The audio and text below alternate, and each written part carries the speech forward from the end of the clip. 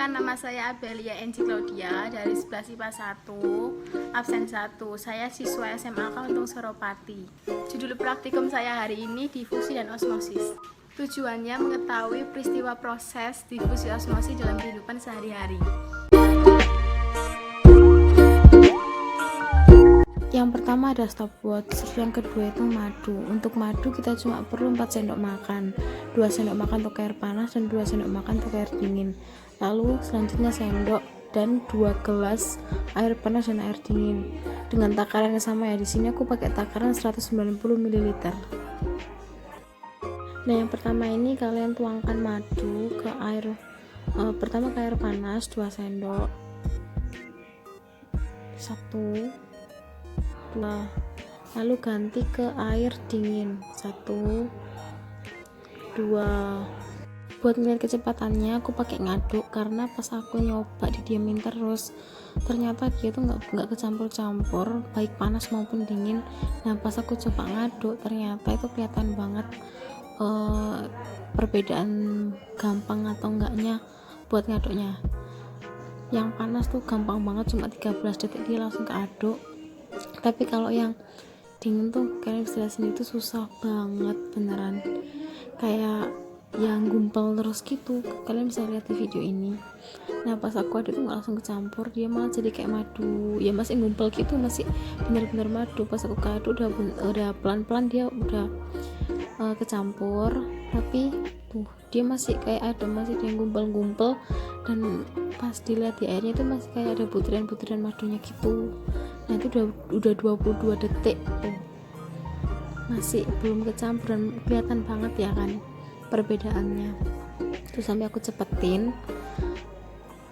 lama banget beneran, kelihatan banget sih itu. Sampai aku aduk sampai bener-bener kecampur. Nah, sampai 46 detik dia baru kecampur.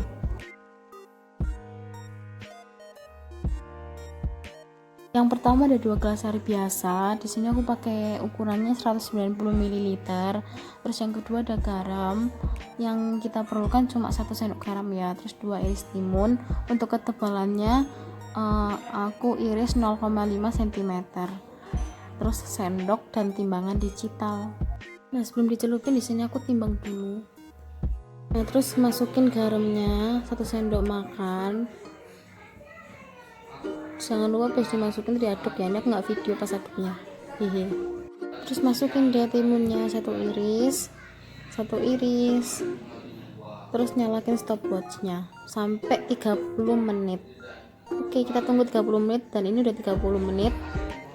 Nah, udah 30 menit dan ini perbedaannya. Nah, pas dipegang yang pakai yang air biasa itu tuh bener-bener sama aja teksturnya, dan pas dipegang yang air garam tuh bener-bener lembek sih ya, kayak rada-rada lembek gitu. Kalau di video nggak kelihatan, tapi kalau dipegang sih berasa banget, bener-bener berasa banget bedanya, jadi gitu. Nah, ini aku coba timbang yang air biasa tuh, dia tetap tuh 7 gram, dan yang air garam dia berkurang 1. Habis selesai praktek difusi dan osmosis, ini aku catat di tabel pengamatan yang tadi aku udah dapat. Nih, kalian bisa lihat ya kan. Nah, maaf banget yang pas aku nulis difusi tuh nggak kerekam, nggak tahu kemana rekamannya, nggak tahu ke apa atau nggak tahu ke apa tuh. Tapi nanti aku bakal munculin fullnya kok. Jadi ini fullnya, kalian bisa lihat ya kan. Nah, jadi hasil pengamatan dari praktikum difusi dan osmosis saya adalah: yang pertama difusi. Untuk difusi saya mempraktekkan madu dengan 2 gelas air dengan suhu yang berbeda. Yang pertama ada suhu yang tinggi dan yang kedua ada suhu yang rendah. Sesuai dengan dasar teorinya, saat madu itu dimasukkan ke dalam air, si molekul zat dari madu dan molekul air ini akan bergerak bebas menuju ke konsentrasi yang lebih rendah. Maka itu terjadilah si madu itu akan larut ke dalam air dan campur ke dalam air. Nah, yang saya amati dari madu ini dengan 2 gelas air dengan suhu yang berbeda adalah kecepatan kelarutannya. Jadi cepatnya si madu ini menyebar dengan 2 gelas air dengan suhu yang berbeda. Nah, jadi menurut Suryadi tahun 2011, ada beberapa faktor yang mempengaruhi kecepatan difusi, yaitu salah satunya yaitu suhu yang kita praktekkan sekarang. Nah, saat suhu tinggi, saat madunya itu dimasukkan dalam suhu yang tinggi, partikel madunya itu akan mendapat energi, dan si partikel madunya dia kan bergerak lebih cepat seperti kita dalam kehidupan sehari-hari ya kan. Kalau kita semangat mendapat energi, kita kan bergerak cepat, kita kan semangat. Beda lagi kalau misalnya kita udah capek, udah loyo, energi kita udah habis, kita bakal kayak malas-malasan, terus gerak kita jadi kayak lambat gitu kan ya kan.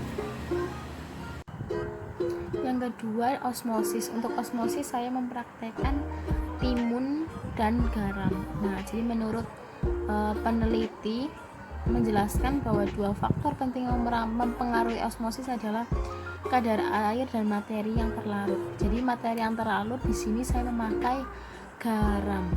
Nah, yang saya dapat dari praktikum osmosis ini, si timun yang dicelupkan ke dalam air garam, dia akan berubah tekstur, yaitu teksturnya bakal jadi lebih lembek dan beratnya itu bakal berkurang. Mengapa bisa lembek? Karena si kadar air dalam timunnya ini dia tuh keluar karena gak ada garamnya itu.